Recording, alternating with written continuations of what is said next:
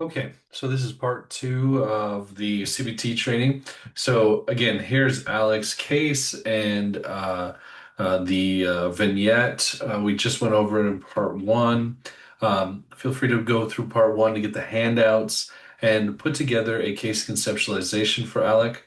Um, Now, we won't be doing this together, but I would encourage you to look through Alex's case, find some of the cognitive distortions in there, and then complete a functional analysis as it relates to Alex's case.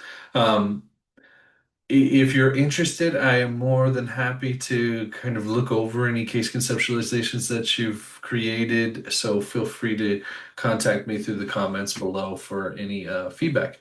So remember that the functional analysis is the ABC sheet, and that a concept diagram will focus on the thought process, including the distorted and maladaptive beliefs. So you're looking for not just the maladaptive beliefs, but those schema in there too. So you're mapping it all out. Again, that concept diagram is available in the handouts from the first QR code in the first training. So, treatment overview. Now that we know how to conceptualize a client, especially their symptoms, we can look to treat them. But first, we got to discuss philosophies of treatment, what treatment looks like generally. And so then let's talk a little bit more about some advanced techniques that might be available. So CBT is collaborative. CBT is first and foremost always collaborative. That's one of the most important components of it, is that we are focusing completely on connecting with and being a part of a particular community with the client, because we cannot be steamrolling them or forcing them into something that they don't want to do. Without collaboration, we're not going to get far, and without a strong relationship, the consumer has no reason to trust your expertise. And here's something they often say in education, but I think it is relevant here too. I don't care what you know until I know that you care. So, first, I want to say, how do you build that relationship? How do you engage with the person and get them to want to participate with you in this? Well, first is motivational interviewing techniques are often paired with CBT to facilitate rapport building. So, if you're unfamiliar with motivational interviewing, it is a sort of person-centered, open-ended question strategy that works to really build rapport and really teach you how to listen and collaborate with the client in a really meaningful way. So this could include person-centered strategies of active listening. Reflections, open-ended questions come before any other technique when we're talking motivational interviewing or active listening more generally. Strengths-based recovery. We want to look at things through a strengths-based lens if possible. It's not always possible when you're in a model that's a deficit model. For some insurance payers or some funders of treatment often look at things through a deficit model, but we can still try to bring in some positive psychology and seek to focus on the strength of a person instead of strictly their deficits.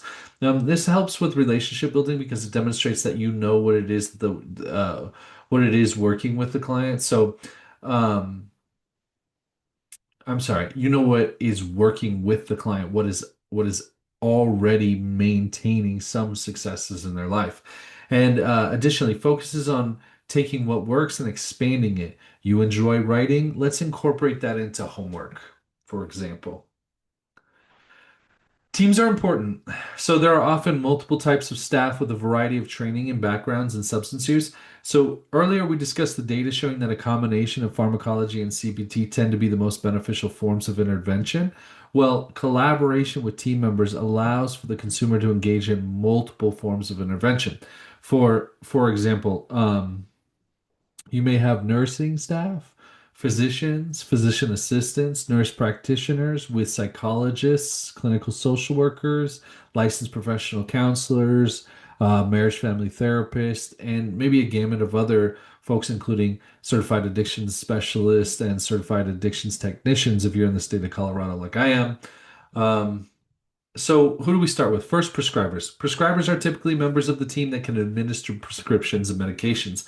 This includes psychiatrists, addiction specialists, psychiatric nurse practitioners, and physician's assistants.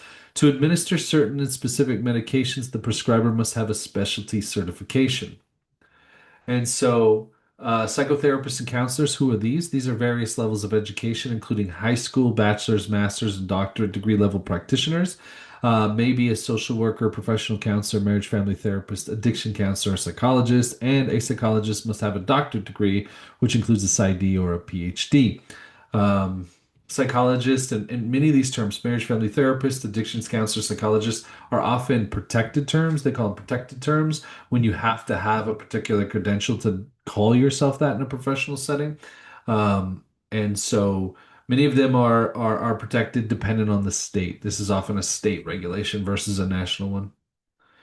So nurses often have various levels of license status, including CNA, LVN, or RN. Nurses do not prescribe medication unless they are a nurse practitioner, but they do administer medication and check overall health of a patient. Nurses are often the front line of a facility and may see the consumer at their most vulnerable, such as a detox.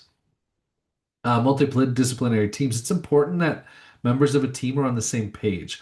Working with team members closely allows for a variety of perspectives and more minds on one goal. So, collaboration, again, is really important when we're talking interdisciplinary.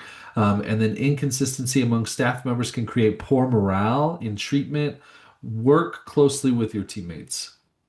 So, why it's important to talk about all of this? Cognitive behavioral therapy is often a therapy that's implemented inside of a structured setting in which you are in a hospital treatment center. Of course, it works for outpatient, individual private practice, but simultaneously, where you're going to see a lot of it is in these multidisciplinary teams. And so this was a basic foundation of like who you might be working with and who may also be engaging with you in cognitive behavioral therapy, assuming that most people watching this are in the psychotherapy counseling space.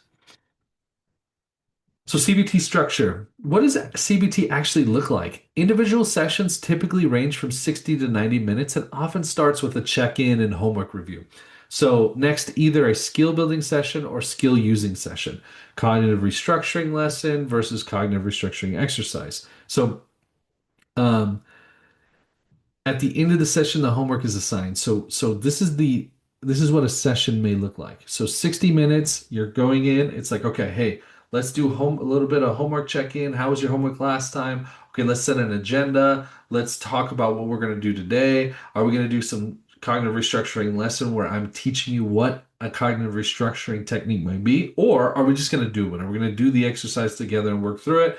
And then at the end of the session, am I going to give you homework and what is it going to be about? This is a classic structure of CBT.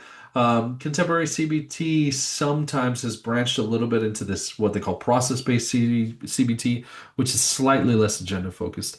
Homework is a core component of CBT, though. So, homework takes the strategies learned in session and allows someone to use them on their own. It's a big aspect of CBT is that it's not just happening in session, but there's a functional change going on out in the world. And so, homework keeps the therapy active when the therapist is in the room, right? So, the client may need to um, make things happen in the world to benefit their own emotional health. And to do that, we often try to give them some guidance on how they may benefit themselves. We do that through homework. Let's give you some homework. Try doing something like an example might be if you have some social anxiety, maybe we have you drop a can of soup in the grocery store, something to that effect. Missed homework. Consumers who do not complete homework should never be shamed for it. Ask the consumer about the homework and the barriers. Brainstorm ways to make the homework more likely. Hey, can we set an alarm on your phone? Or talk to them about whether it's fitting or feeling relevant. And there, it also may be clinically relevant of why they're avoiding it. Perhaps there's something about this particular assignment that's feels daunting to them. And so there's a lot of ways you can work to help just reduce the barriers to completion.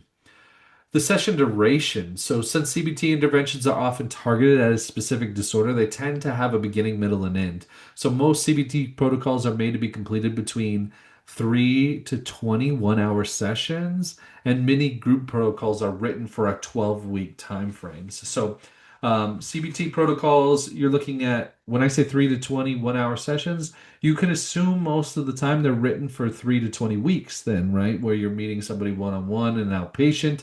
And same thing with group, it's about 12-week time frames.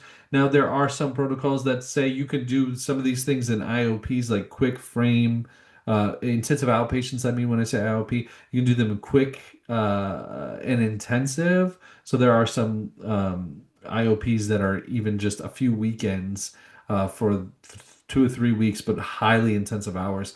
So I wouldn't get married to the idea that it's 3 to 20 weeks holistically, but more so that's kind of a general rule of thumb. Customization, even though many of the CBT treatments are time limited, most authors encourage customization where helpful. You often hear some criticism about CBT about being maybe too manualized or too much like a cookbook. But most CBT manuals I've read, with the exception of a very few, suggest to customize, to try out what works, to meet the client where they're at and show up in the way that the client needs. Use your clinical judgment for better terms. This may include extending time to explain techniques in more detail or returning to a topic that may be complicated. So, in my opinion, CBT is not a bunch of worksheets. It's a way to conceptualize a diagnosis or disorder. The worksheets are the aid to recovery. Often CBT gets this concept of like it's just worksheet, worksheet, worksheet, but it is no, it's how you're using that operant conditioning, that classical conditioning, and the cognitive theories to really conceptualize what the person's ailments might be maintained by. So interventions and techniques can be done in session, in group, or as homework. Some of your interventions are not appropriate for group, and other interventions may require extra and specific training. So most of the techniques do not require an entire protocol to be helpful for a consumer. So when we're talking intervention, what are we specifically talking about? So things like cognitive restructuring, mindfulness, um, grounding, uh, the little intervention, the mini, the high amount of interventions that are inside of cognitive restructuring, we can use those as well uh, as a stand-in for interventions. And so any of these can be done you one-on-one with a client in a group with multiple clients, and you're working through different interventions together, or as homework you say, okay, go ahead and take this home with you and try it out. And so you don't have to have the whole protocol, meaning like you don't have to do all 20 sessions for a single technique to be helpful for someone. If you need to do some transdiagnostic matching of homework for maybe a different um, from a different treatment manual. Um, yeah. So cognitive restructuring revisited. So let's get back to cognitive restructuring a little bit and talk a little bit more about what it is in some depth. So it can involve many forms of perception shifting, such as Socratic questioning, asking leading questions that purposefully highlight discrepancies. So, you've told me this, but help me make sense of that. You said that all red cars are dangerous. And you said because the drivers tend to be more reckless. What informs that? How do you know that that's true? There's also taking someone else's perspective. Talk to me about what that person might have been thinking. How do you feel that they saw the experience? And then the evidence for and against, as we talked about earlier. What's your evidence for this? What's your evidence against this? Like lay it out for us so we can really dissect it. So, what is Socratic questioning? It could sound like, I noticed you said that you think everyone believes you are a failure for having a lapse in recovery. At the same time, you also said that you do not see your peers as failure for their lapses. How do both of these exist at the same time? Another option. You said earlier that you often engage in a lot of what if scenarios. Do you often feel more prepared after speculating on the future? You said no one likes you. Would you mind clarifying all the names of the people who do not like you?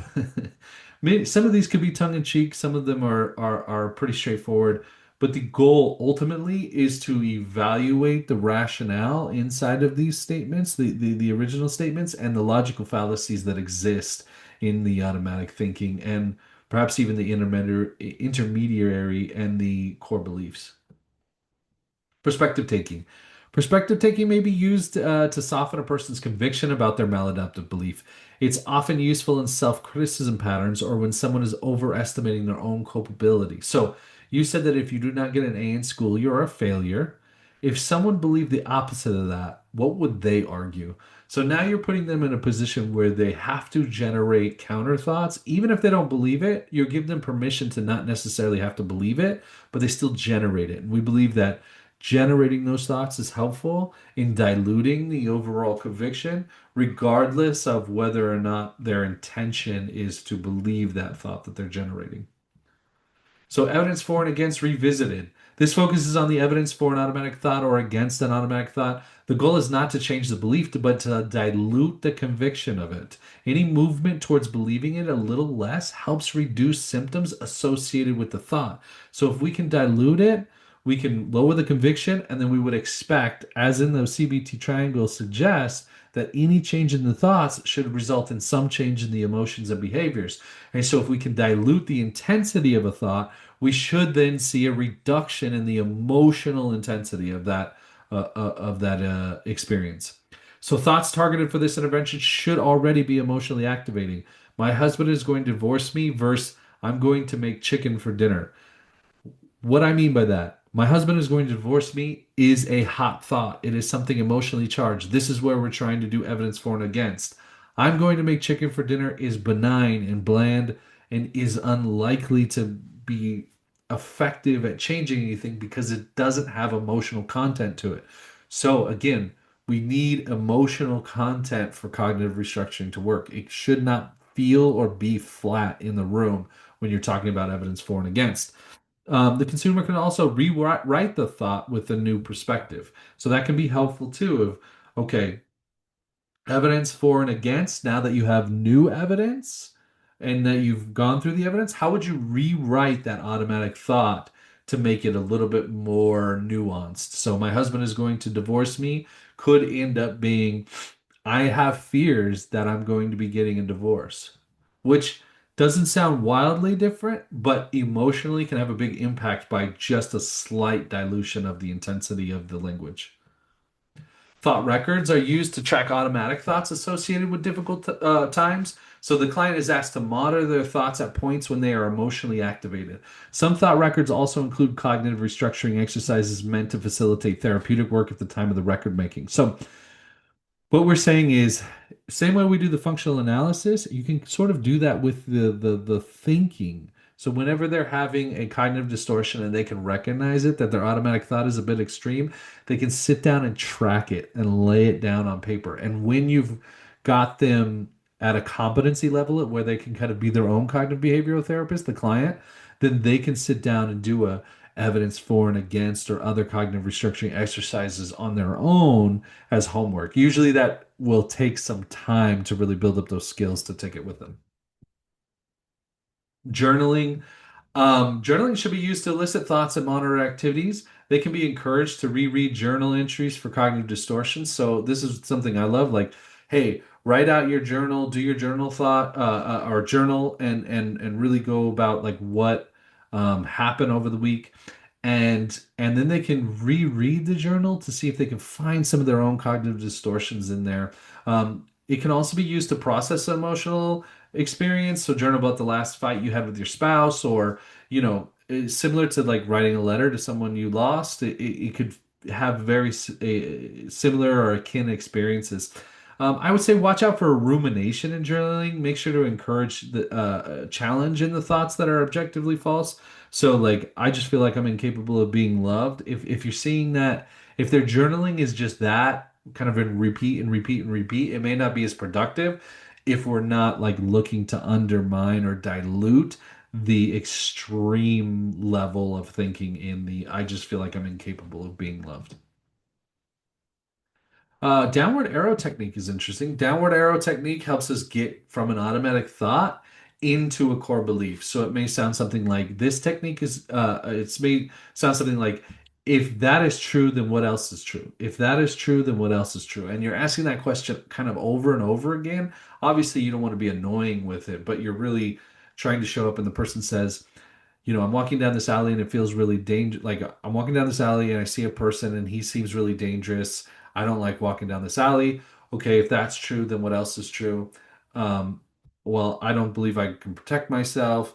And if that is true, what else is true? And you're getting down there. I believe I have an example here. Yeah. So. Here's an example. Nobody in class likes me. Well, if that's true, then what does that mean? I will not be liked by people in the outside world. If that is true, then what does that mean? Nobody will be my friend. If that is true, then what does that mean? I will end up alone. If that is true, then what does that mean? I am unlovable. Now, I'll be fair. I set myself up with success because I was able to come up with both sides of the statements.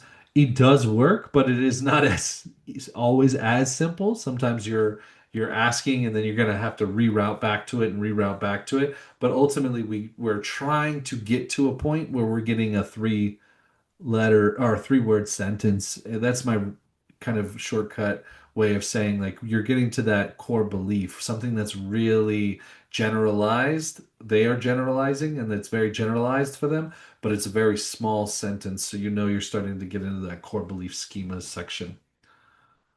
Let's get back into extinction. Extinction revisited. So, extinction discovered by Pavlov was used to explore the use of what we call exposure therapy. So, contemporary therapy using extinction is called exposure therapy. Modern theories of exposure therapy, emotional processing theory, inhibited learning theory, they're more sophisticated, but they stem back to that classic Pavlovian experiment. Exposure therapy generally is meant to reduce emotional reactivity to normally neutral stimuli.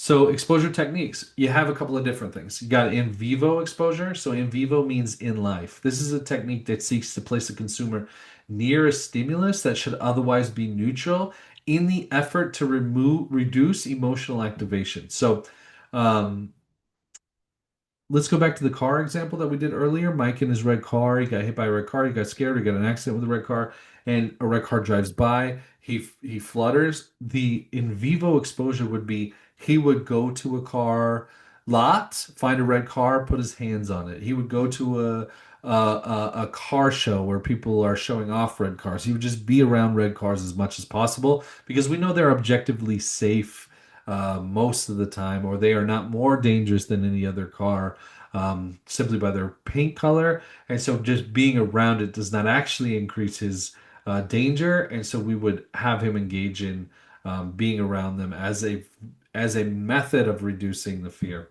over time. Imaginal exposure seeks to expose the consumer to their own thoughts, memories, or internal dialogue. This technique seeks to reduce their emotional activity to a consumer's own thoughts. So, what are you looking at? You're looking at if I have fears of my previous trauma, then maybe I'm retelling my narrative, my trauma narrative, and then that's imaginal. They consider that imaginal exposure.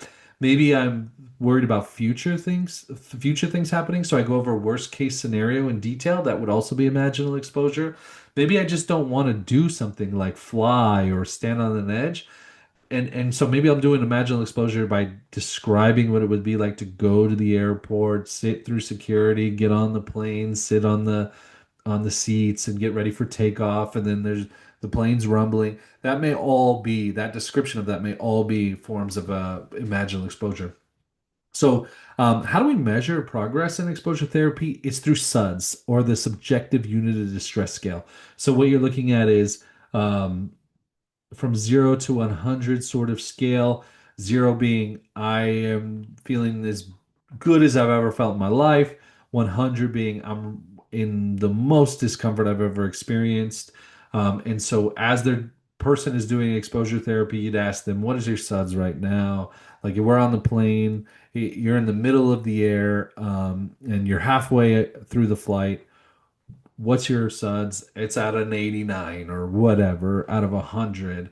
And what you would hope to see and what you would expect to see is that as the flight continues, the person's getting down to, I'm at 80, I'm at 75, I'm at 70, and it's coming down over time.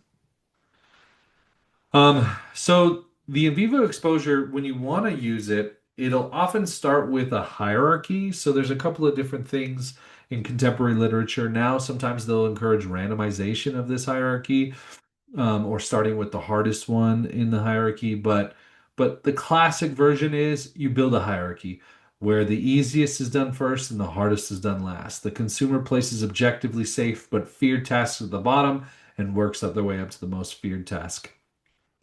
Tasks can include opening a meeting for someone fearful of public speaking or petting a plush dog for someone afraid of canines. So it could be that simple, and it could be raised all the way up to let's go sit with a bunch of canines inside of a shelter somewhere if you have a fear of dogs at the end of your treatment at the highest level of the hierarchy.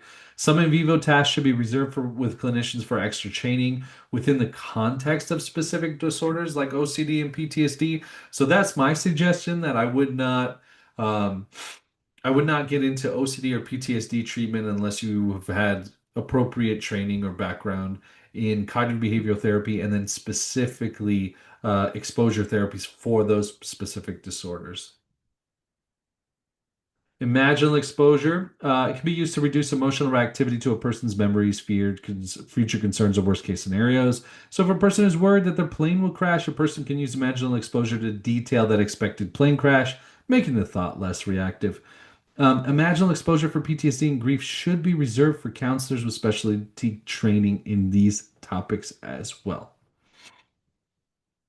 Subjective unit is stress scale, 0 to 100 verbal scale used to measure a client's distress at any moment of an exposure.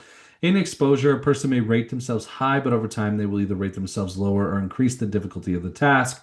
Suds are a great way to instantly understand how distressed a consumer is without significantly interrupting the process. So you're watching somebody do an exposure, instead of saying, "What's it feel like? Describe to me how hard this is." You'll just say 0 to 100, where's your suds at? And that gives you an idea of how they're managing the exposure. So here's the concept. So when the exposure is interrupted, so we have to go over this concept of safety behavior or an escape behavior or substance use. When we say safety behavior in exposure, we're not talking about something that actually makes you safe. We're talking about something that gives you the sense of safety and can often be a problematic sense of safety because it's reinforcing this cycle of escapism or of emotional avoidance. So, a safety behavior may be if a song comes on that reminds me of a lost loved one, I shut it off really quick. That's a safety behavior. If I have anxiety and I drink some liquor really quickly, that's a safety behavior. If I want to escape out of a room that there's too many people in, simply for social anxiety reasons, that's a safety behavior. And so, what we see is the emotion that we're experiencing and time on one axis and emotion on the other axis. What happens is the emotion spikes, but then it's interrupted by whatever our safety behavior is. And so it never comes to conclusion. It stops immediately for that time, but we've reinforced the anxiety because we've kind of reminded our um, we've reminded our brain that we need to escape. You were correct. This fear was correct. That's why I escaped. And so let's continue to give me those adrenaline dumps in this exact scenario again. Well, exposure says let's pull out of the safety behavior. And then what we see happen when we do that is exactly like the extinction in the Pavlov experiments. We see over time, by just being in the situation without escaping and without being re-damaged or hurt by the environment, um, we then see our emotional levels return to some like equilibrium, some normalcy. So we're not being spiked at the same level. So that's a the concept of exposure and why we believe exposure is really helpful. Behavioral experiments are interesting. So, behavioral experiments are one part cognitive restructuring and one part exposure therapy. So, it's a way to test a person's assumptions using real world experiences. Heard of the expression, I learn better from doing, um, I learn better from doing than reading, or I'm a hands on learner. This can all be part of an exposure hierarchy or behavioral activation protocol because what you're looking at is how do you test someone's assumptions not through like what we were talking about earlier, like cognitive restructuring, evidence for and against. How do you test it through making an action actually happen in the real world? So if you're saying to me, I don't think anybody likes me. Well, why don't we go somewhere and just ask directly? And do you like me or do you not like me? I mean, this is an odd experiment, but it might be an experiment that you ask a client to do so they can go and solicit the information to see if it makes any drastic changes to how they view the world because they're collecting real world data and they're experiencing it. So behavioral experiments really lean on this concept of I learn better from doing than from reading, or I'm a hands-on learner.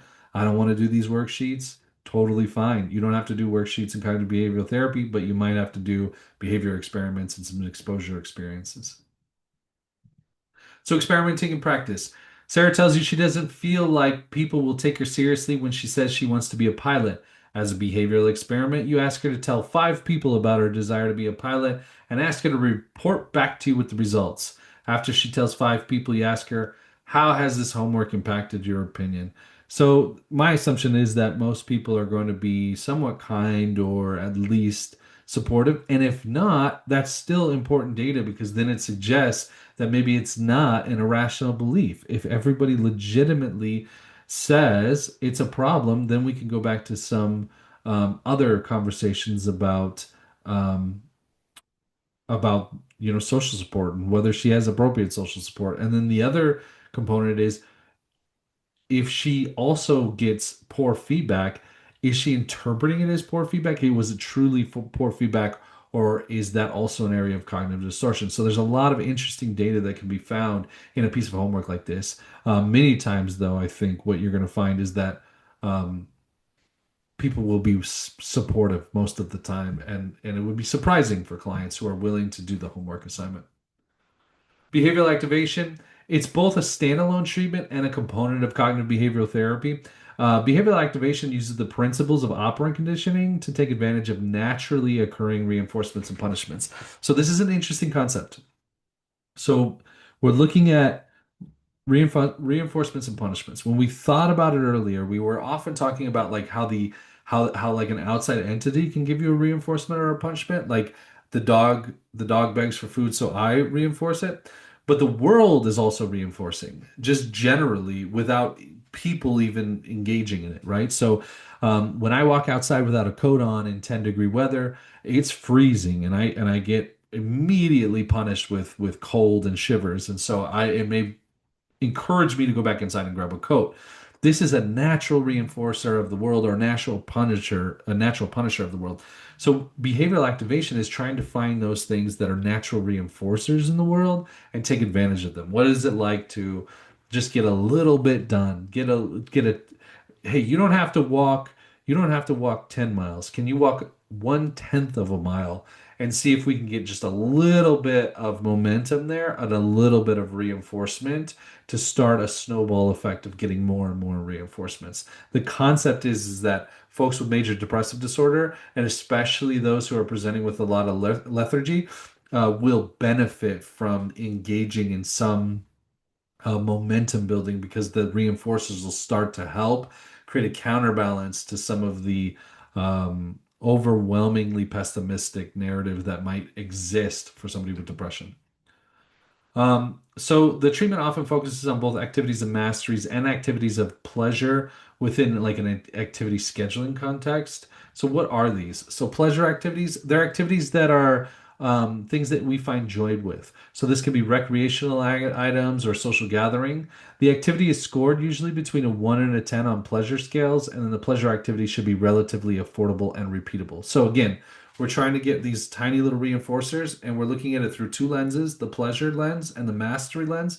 So this is the pleasure lens. What is fun? What's recreational? What gives you joy? And how can we make sure that's in on your schedule in your week? And then mastery activities. Mastery activities, they're the ones that provide us with a sense of accomplishment, which can include items that we actually don't find pleasure in, but still contribute to a more desirable mood. So mastery activities are also measured on a scale of 1 to 10, with 10 being the highest rating for a mastery activity. They do not need to be excessively impressive to be meaningful. It could be the dishes. It could be something like that that would be fun. So I often want to say mastery activities they're really custom to you, like what makes you feel accomplished or what makes the client feel accomplished, not what is a mastery activity generally for the public or in a social construct world. Activity scheduling is the process of increasing and balancing both the mastery and pleasure items in a day or a week to improve your mood. So, balancing out the two types of activities and increasing activities has shown to reduce depression. There's quite a bit of research on this. So, consumers are encouraged to start as small as needed to just get the process started. Just put on one gym shoe, then go back to bed. You don't have to put on both gym shoes. You don't have to go to the gym. Just put on one gym shoe and let's just get some momentum within your schedule. Interpersonal skills. Okay, so we're switching out of behavioral activation now. So these are all behavioral activation components, which is behavioral activation, the pleasure activities, the mastery activities, and then putting it all into a schedule. Now we're moving into interpersonal skills. So interpersonal skills and skill building can include anything from coaching to role plays. Often a person is taught a specific skill like asking for help, then is asked to demonstrate the skill with the counselor. So we want you to ask for help. Like, let's role play it out. You treat me like I am your supervisor, and you're gonna ask me for, a second pair of hands as the employee or what have you. So this is where I'm playing a character. The client might be playing themselves. Sometimes the client's playing the other person, and I'm playing them, so that way I can give them some ideas or brainstorm options, or I can let them like play out the worst case scenario where they're the boss or spouse yelling at the client, and I'll be the client for them. My interpersonal skills are, I'm sorry, many interpersonal skills are simplified versions of counseling techniques, such as active listening, I statements, or boundary setting. So the things they teach us as counselors in the basic levels may be the things that we're also teaching to the client as a way to build relationships with those around them. Let's see. Oh, I'm going crazy. Let's see. It's moving around too much. Here we go. Mindfulness, grounding, and relaxation. So, mindfulness is the technique of staying in the here and the now. By focusing attention on the current moment, often mindfulness is expressed through meditation, but many activities can be mindful. It's important to say, like, I'm going to be speaking about mindfulness through a very cognitive behavioral sort of secular lens.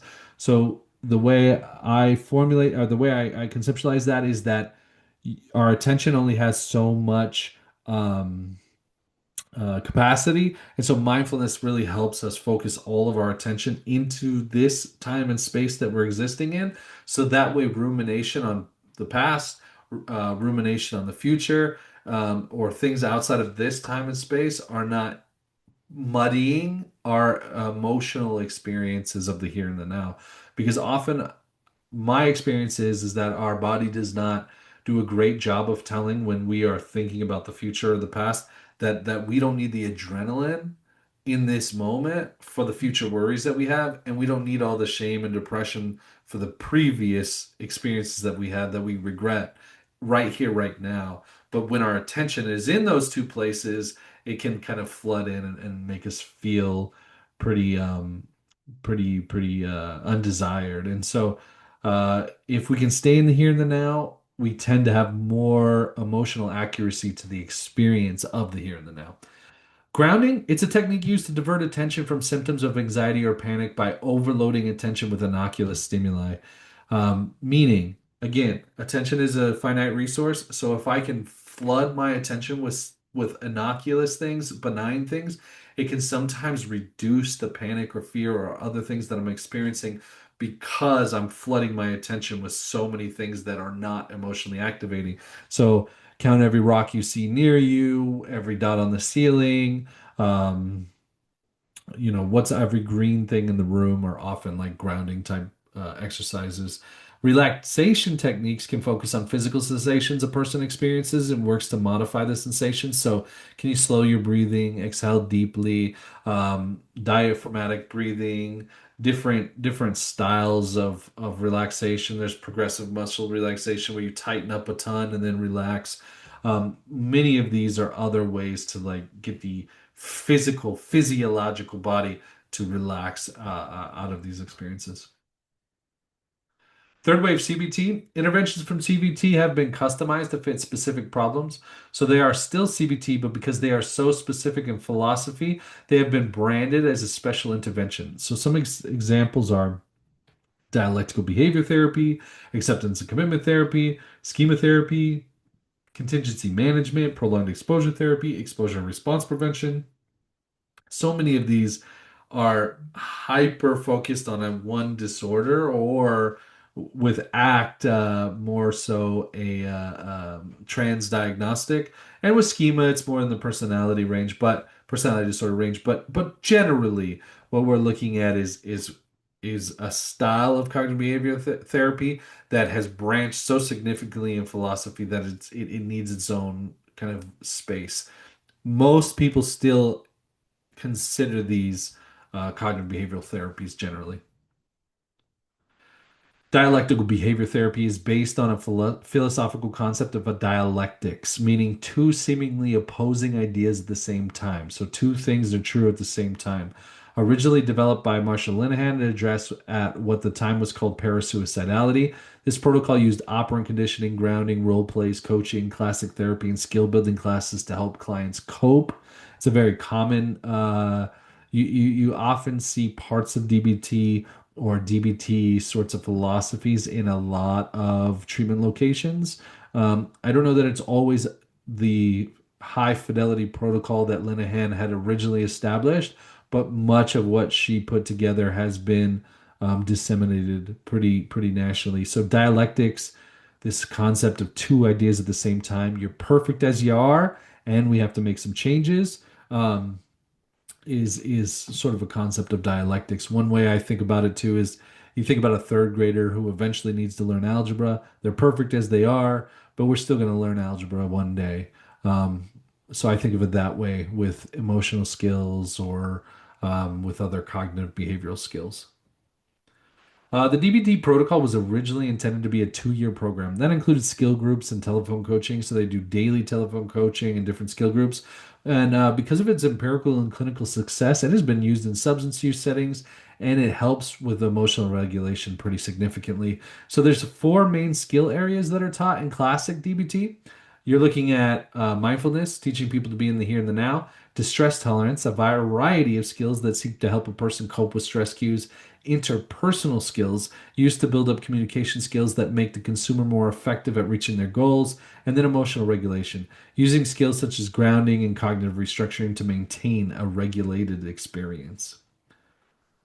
ACT, acceptance and commitment therapy, focuses on increasing psychological flexibility through the use of a unique philosophy. So the philosophy of ACT is represented in the hexaflex, where each category contributes to psychological flexibility overall. ACT often uses metaphors to teach concepts of acceptance and engagement. ACT is built on this concept of functional contextualism, which is, every behavior has a function to it, and that what we're really trying to do is build someone's flexibility in order to engage in life more akin or more aligned with their values. Here's some of the components of ACT in their hexaflex. So you have mindfulness, again, mindfulness being in the here and the now. You have acceptance. What is true is true. We're not going to fight with it. It just is true. Cognitive diffusion. I am not going to be my thoughts, and my thoughts are not going to be me. If I have some intrusive thought that says, all of a sudden I feel like I'm going to jump off of a bridge, but I actually don't want to. That doesn't mean I have some counter argument in my head. It's just an intrusive thought, and I don't have to have that thought like welded so tightly to me. It can be diffused, meaning like it's a thought, and I am not my thoughts, and my thoughts are not me. Self is context. How much of who I am is driven by the context, and how much of who I am is part of me and my individual. Am I a prisoner, or am I a person who went to prison, right? Like I think those are some selfish context. Am I an addict, or am I somebody who has had issues with addiction? And I think the selfish context is really important. Like how much of our identity is wrapped up in um, our actions. And then the last two, they're kind of a pair, which is our values. What are our values? And then what's the committed action to those values? What are my values, and how do I follow through on those values? In all of these 6 components, the suggestion is that if we're living through these 6 components with high fidelity, with robust cohesion to these 6 components, we would suggest that we would have psychological flexibility, and be less apt to suffer generally. So here's some substance use specific CBT therapies. Seeking safety. It's a CBT therapy focused on increasing emotional regulation and critical thinking for survivors of trauma events who use risky levels of substances. Contingency management. This is an interesting one. It uses reinforcements to shape behavior. It's based on principles of operant conditioning where prizes are rewarded or awarded for desired behavior, oftentimes gift cards for like clean UAs, for example. And then Smart Recovery, it's a peer-led group focused on teaching various CBT skills to folks in recovery. So if you have folks in recovery who identify as highly secular, they don't want to engage in, classic 12 steps, Smart Recovery can be a great place for them to go because it is peer-led, and it really leans on CBT skills more generally. So, what are some of the common themes of CBT? As we've talked about it today, we've talked about a lot of things, so I want to touch on some of these themes. As you can see, most CBT treatments use many of the same techniques. Perception shifting. How can we shift your perception to look at the world a little bit more accurately and a little differently? Education. Let me teach you a little bit about how this works or how that works so that way maybe you can be your own CBT therapist. Attention shifting. How do we do some mindfulness? Bring your attention to the here and the now. How do we do grounding? Overload your attention to try to ease some of your current concerning symptoms. Exposure. How do we put you in situations that we know are objectively safe but emotionally activating in order to find an equilibrium or a new relationship with whatever that stimulus is? Regulation generally. Um, Stretching and relaxing and breathing. And then incentive structuring. How do we either help the environment shift so we can incentivize behaviors that are more akin to living a longer, healthier life? Or how do we take advantage of the incentives that are already there that maybe we're not engaging in currently, such as the mood boost that we might get from going on a walk outdoors? So let's do some CBT in action. Let's do the following: a case conceptualization, a treatment plan, and some homework assignment. So Sharon is a 33-year-old who has a stimulant use disorder. Her drug of choice is methamphetamine. She says that her use started in high school when she was with a boyfriend who also used. Sharon reports that she has been clean for about a week but is struggling with cravings. She says that she is sleeping most days and has lost interest in things she normally would do. When asked what thoughts she has while in bed all day, she says, "It's too hard to get up now that I'm clean, and I just haven't felt good enough to get up."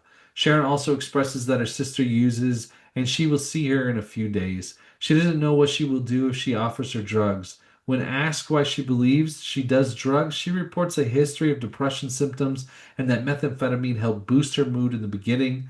Additionally, Sharon reports that she has not been to a peer meeting because she is afraid of public speaking. So, I'm going to ask you, what other questions would you ask Sharon? As you pull up the handouts again, you go through the case conceptualization, you go through the functional analysis, sit down with it and really think through all of these minor components and how they may play together through incentives, through schema, through avoidance. What are some of the treatment plans you would want to offer? On what timelines would you want to offer them on?